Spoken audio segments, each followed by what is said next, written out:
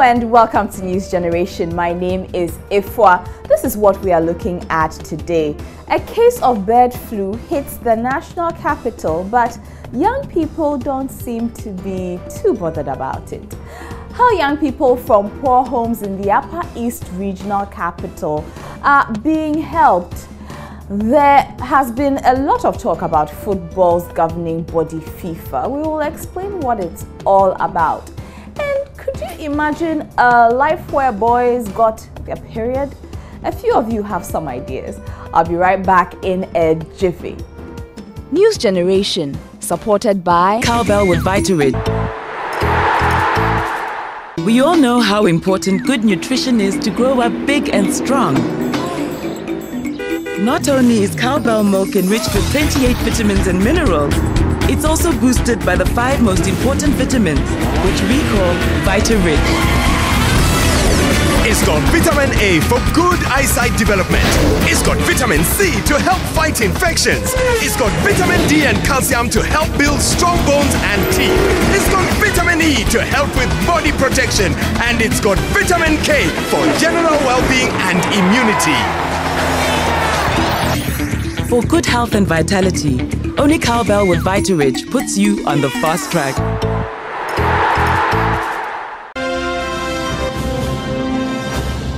And you can contribute to News Generation on social media. We're on facebook.com. Find us at News Generation GH. On Twitter, you can find us on the handle at NewsGenGH. Now, the Noguchi Memorial Institute for Research has found bird flu in some poultry birds in Ghana. Some samples that were sent to them from farms in Achimota and Tema tested positive for the virus. But some young people we spoke to about the news don't seem too worried. I don't really know much, but I hear it's caused by a virus. I'm not really sure. And I heard this morning on Joy FM that for some time there have been speculations of an outbreak. I know it's not Accra now, it's in Ghana. So we have to take precautions on everything that's going on. And this is a very big disadvantage to Ghana, especially now in the economic crisis. We are facing so many cold store businesses are falling down now. Bird flu. Poultry businesses are going to go out, which is going to be a minus on Ghana's part. It's lunchtime at Christ the King School in Accra. Some of the students are eating rice and chicken stew. They are not too worried about the bird flu outbreak in the city. I'm not scared because it's from home. So when my mom brings the chicken, she washes it very well to remove the germs from it. I'm really scared for most chop bar business because this means that not all chicken will be certified to contain the virus and they might go out of business. I think that it might not really affect me because I'm sure that my mother and people around me have heard about this news and would take the necessary precautions. So you're not scared? Not really. The only thing I'm scared of is my stomach and how it's going to react because I know wherever I buy my food from, the food is wholesome and consumable, like my school and then my home. The Noguchi Research Institute confirmed the bird influenza outbreak in the country on Wednesday, May 27th. But this isn't the first time a case of bird flu has been reported in Ghana. Over 27,000 birds were destroyed by veterinary services during an outbreak in 2007. The Ghana Poultry Association is asking the public to remain calm. Birds that are sick will be killed. So are you going to be doing anything different now with news of this latest outbreak? Maybe. I think I'll cut down on poultry, eggs, chicken, everything to prevent myself from getting any diseases or infections. Now I'm going to try BEC, so I can't take any chances. I try to minimize my intake of chicken and switch to fish more. I will try to tell the people around me about it's like to spread the news so that other people will know about it. At least this recent case of bird flu is only being passed from bird to bird. It's not like the H5N1 bird flu strain that humans can get. So it is very unlikely that people will get the bird flu, especially if meals are prepared properly. Let's go to the Upper West region now, where poverty there really affects young people. Some of them have ended up on the streets with no education, food or shelter.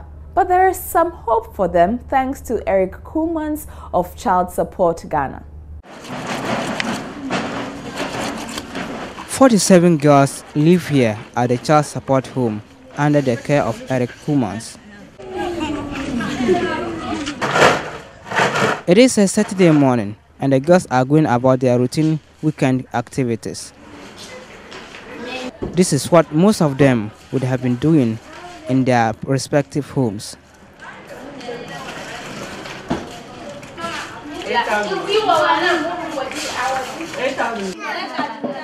The morning house chores are over and it's time for lunch.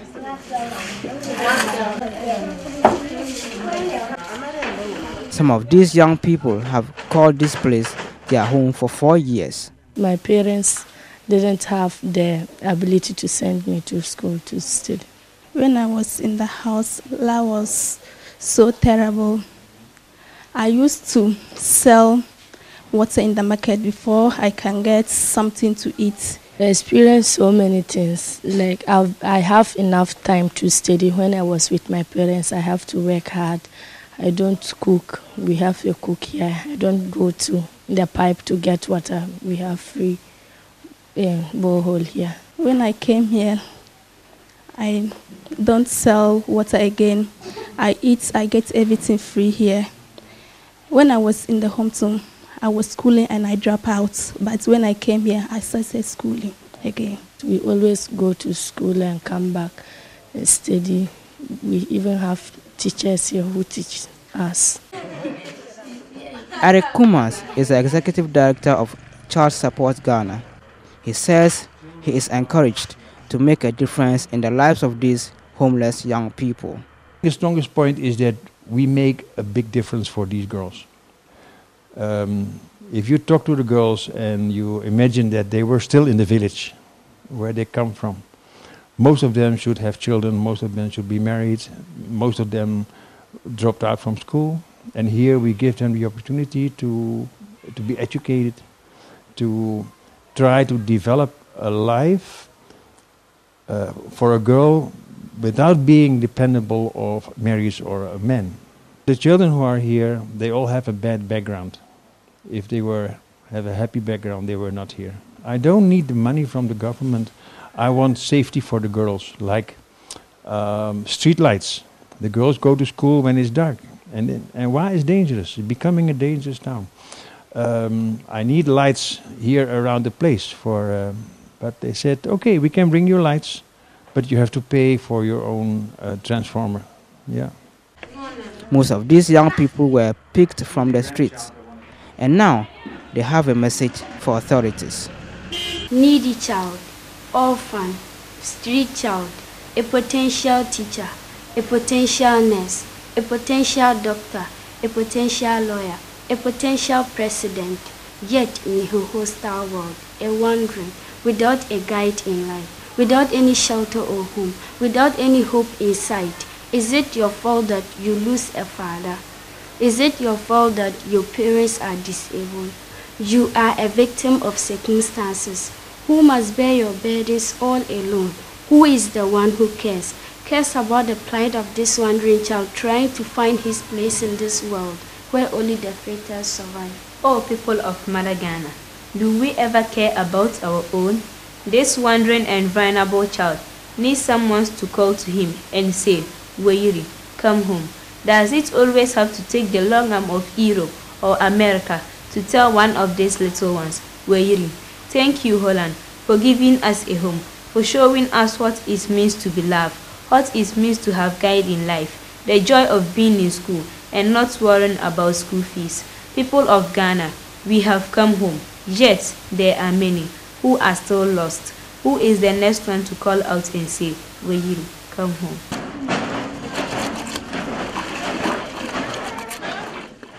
Now, more than half the number of girls in low-income areas stay out of school during menstruation. That is about 65 out of every 100 girls in Ghana alone. But square pieces of cloth have changed that for about 1,000 girls already. Many girls miss up to 3 months of school every year because they do not have the right sanitary material. Missing school for a week each month has an impact on girls' progress, and in some cases, they drop out of school completely. 14-year-old Sarah schools at the St. Patrick's Anglican Primary School in J. Krodua in the Central Region. Sometimes I don't have money to buy pad, and my parents too don't have money to buy some, so I just use rack. Because of that, we will not come to school, so that if we sit on our chair, the blood will come out from our school uniform, so that the boys will laugh at us. It's a normal school day, but something unusual happened at the St. Patrick's Anglican Primary School. A group of people came with gifts for only female pupils for a special reason. We share sanitary wear for you girls for free. We are not going to charge you for anything, but when you use sanitary wear, there's some problems that you face. So we came out with this Days for Girls is an organization that distributes reusable sanitary pads for girls like Sarah. If I use it, I'll wash it and dry it on the sun. If it's dry, I'll just send it to the room and go and iron it nicely and put it down. And the next day, I'll use the other one. The pads are made of woolen cotton, folded in 3 and can be layered for extra comfort.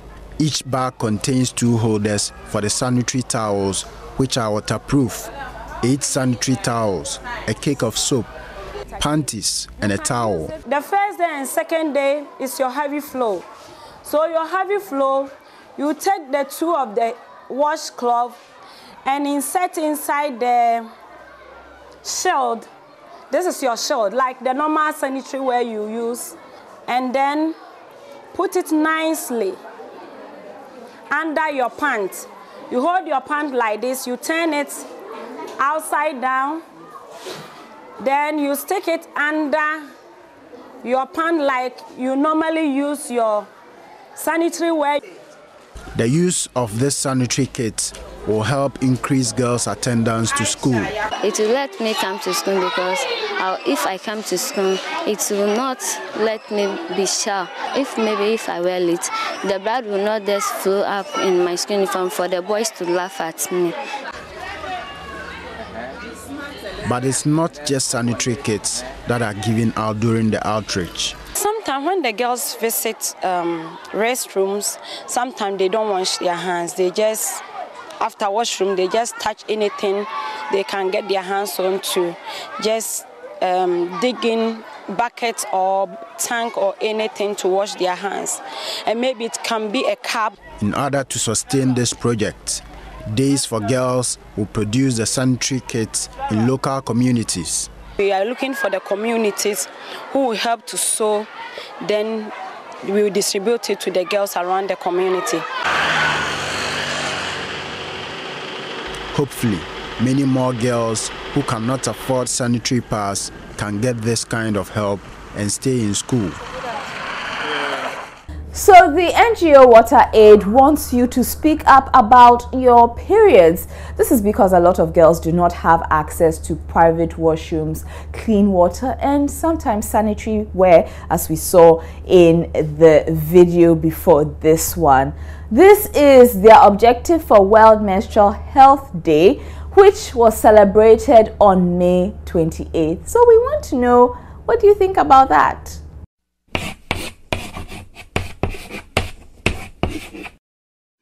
Well, I think it's quite appalling because in the 21st century, now that we know about the awareness and things that will happen to us, effects of not being clean, I think that this should be solved immediately, because if you don't take care of yourself during, the menstrual cycle, you might have infections. I feel it's not the best, because as girls we are expected to reproduce as we grow, and if they are not provided with, for example, sanitary pads, they may contract diseases during their periods, and these diseases may prevent them from giving birth later on in future, as well as the dirty washrooms. They may also contract diseases from there. Makes me feel very sad, because those things are not things that people shouldn't get. They are basic necessities.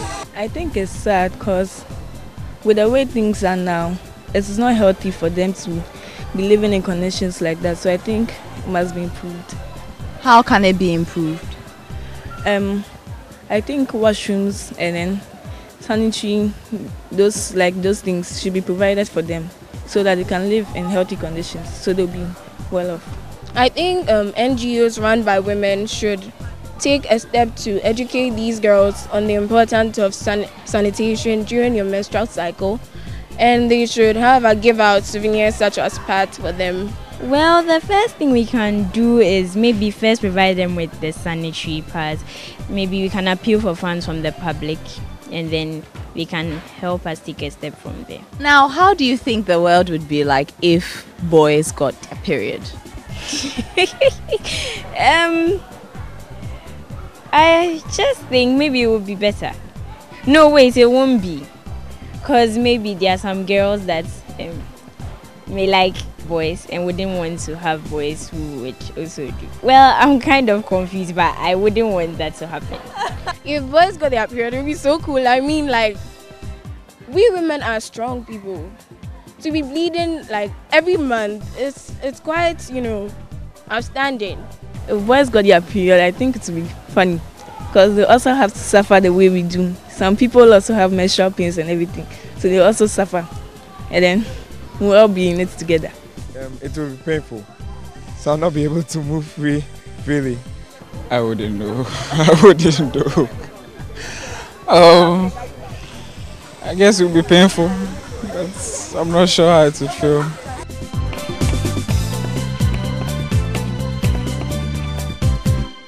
Time to find out what life is like for some young people in Bolivia and South Africa after the break. We all know how important good nutrition is to grow up big and strong. Not only is cowbell milk enriched with 28 vitamins and minerals, it's also boosted by the 5 most important vitamins, which we call VitaRich. It's got vitamin A for good eyesight development. It's got vitamin C to help fight infections. It's got vitamin D and calcium to help build strong bones and teeth. It's got vitamin E to help with body protection. And it's got vitamin K for general well-being and immunity. For good health and vitality, only cowbell with VitaRich puts you on the fast track.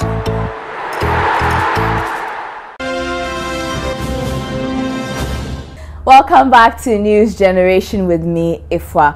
Let's meet up with Bettina in South Africa. She tells us what she's been up to.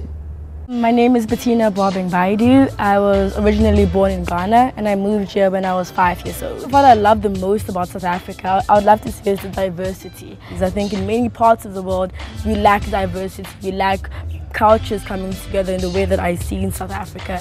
I'm involved in a lot of debating and public speaking, and the reason why I particularly love being a South African debating scheme and the debating team is that it allows you an opportunity to reach out to people and to help them discuss their own issues. And through debating and through public speaking, you're able to ask the nation serious questions that they can address. I'm also secondly involved in running my own NGO currently at the moment, which is called a matric tutorship program. Is to actually get many matric students who are writing their matric exams and to get matric pupils who have already passed and already excelled in those exams to come and tutor those students as well, just to get that balance within schools and create real equal opportunity within South Africa. So that's Bettina, who lives in South Africa. Now let's go to South America, where not everyone likes herbal or traditional medicine, but these kinds of medicines is something that Ghanaians, I think we have in common with Bolivians. The Kalawayas, who live in the mountains of Bolivia, are known for their skills in healing people with plants. Ivan and his sister Melissa are Kalawayas. They picked up the skill from their father. Mi papá es Kalawaya y mi mamá también, y my dad and my mom are Kalawayas, and I want to be like them, to heal people with plants. Nowadays, young people are not interested in nature. It's like nobody wants to be Kalawaya. I'm studying in the Barask, and when finished, I will start my ritual to become a Kalawaya. Go up the Silaka mountain with my parents, so they can offer me the rituals and the sacred places. Voy a iniciar mi rito y voy a subir a Sillaca. Vamos a ir a mi huerto a mirar. I'll tell you about some of the plants in my garden. This plant is called enojo and used to cure boils. Y bajamos un poco. This is a plant called ria ria and helps me cough. This is citron. It helps prevent headache. This plant is called menta and used for headaches. Eucalyptus is useful when you want to heal from a cough and mucus. Esta planta se llama lacacho y utilizamos para dolor de cintura, pero bajamos y This plant is lacachu and helps with back pain. This is the wakatala and is to get rid of stomach pain. Young people are leaving this community to the city of La Paz. I would like them to come back and learn about plants. I'm preparing to be a Kalawaya and cure many people. Yo también me voy a preparar para ser un Kalawaya y curar muchas personas.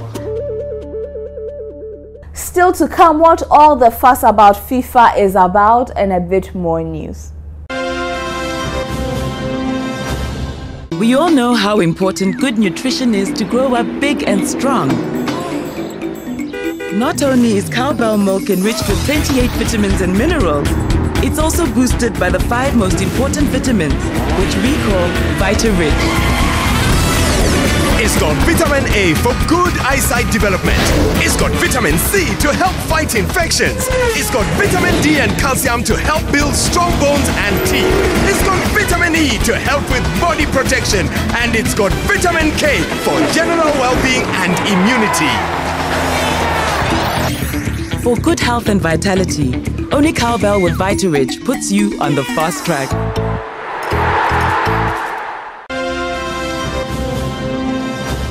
Welcome back to News Generation. My name is Ifwa. Have you liked our Facebook page yet? It's facebook.com/newsgenerationgh. You can also find us on Twitter for all those who like to tweet.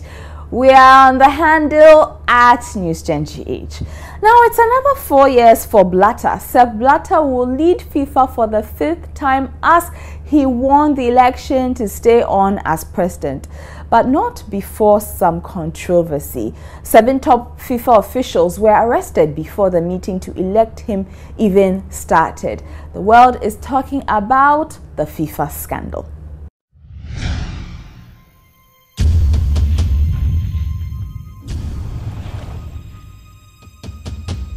Changed. J'appelle à notre esprit d'équipe, à l'unité. Today, I'm appealing to unity Afin and the d'avancer team ensemble. spirit, so we can move forward together. Ça sera peut-être pas toujours facile, It may not mais c'est pour always be cette raison easy, but it is que for nous sommes this aujourd'hui reason réunis. that we are here Nous sommes réunis together pour attaquer les today. We are here problèmes qui ont together été to créés tackle the problems that have et been essayer de les created, résoudre. On ne les résoudra We're pas en here un jour, to solve them. mais on va les attaquer This may immédiatement. not be able to do in one single day, but we're starting, and it will take perhaps some time, but we'll do it with you, with the representatives of the member associations, because you finally,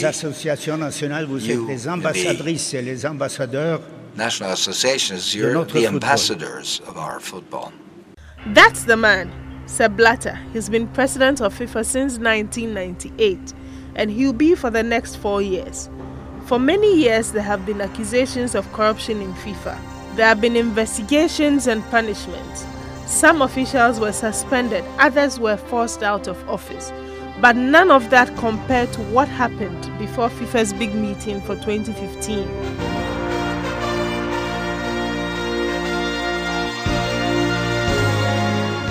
Seven top officials of FIFA were arrested in Zurich, Switzerland.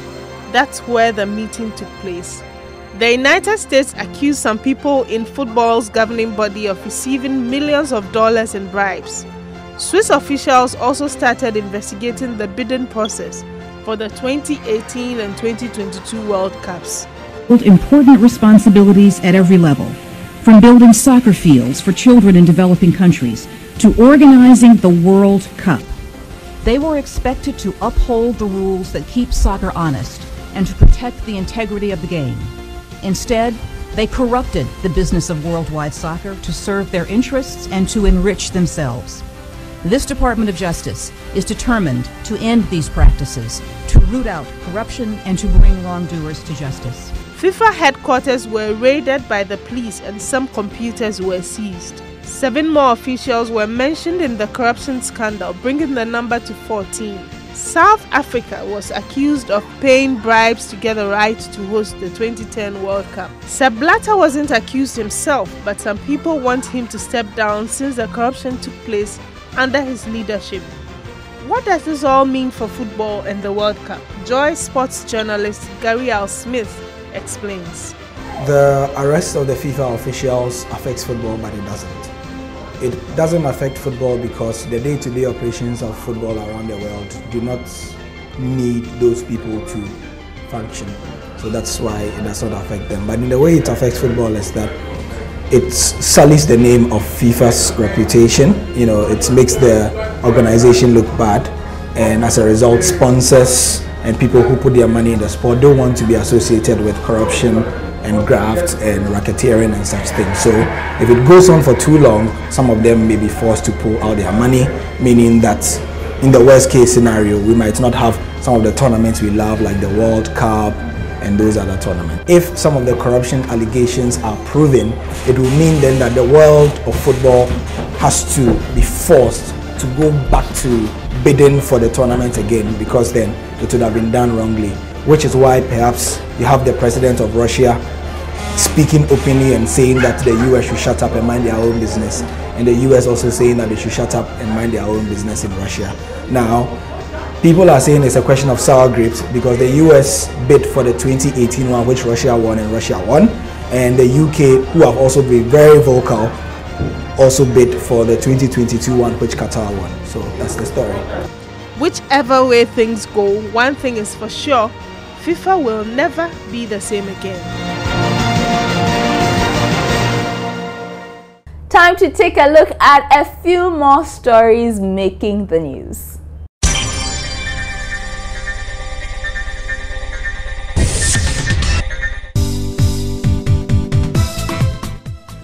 The woman who designed the national flag of Ghana, Theodosia Okon, has been laid to rest.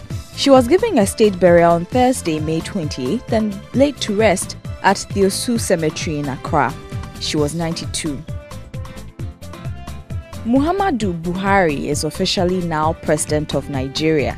He was sworn in at an inauguration ceremony in the capital Abuja Friday. Buhari, in his acceptance speech, promised to tackle the issue of the Boko Haram and corruption in Nigeria, among other issues. The FIFA Under-20 World Cup has kicked off in New Zealand. Leading the African teams are Ghana and Nigeria. Ghana plays Austria, Argentina, Panama, the first round of games. The word hashtag has won an award. The Oxford University Press has declared it Children's Word of the Year. The company did some research on over 120,000 short stories children in the United Kingdom had submitted and found that using hashtag at the end of sentences has become common. For example, hashtag News Generation. The hashtag is used on social media to easily find people talking about the same topic.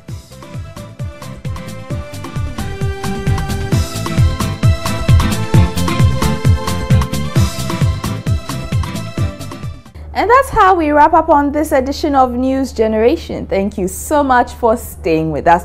Remember, you can always catch up with us on social media. It's facebook.com/newsgenerationgh. We're also on Twitter @newsgengh. My name is Ifwa. Until next time, enjoy the rest of your weekend. Bye-bye. News Generation, supported by Cowbell with Vitarid.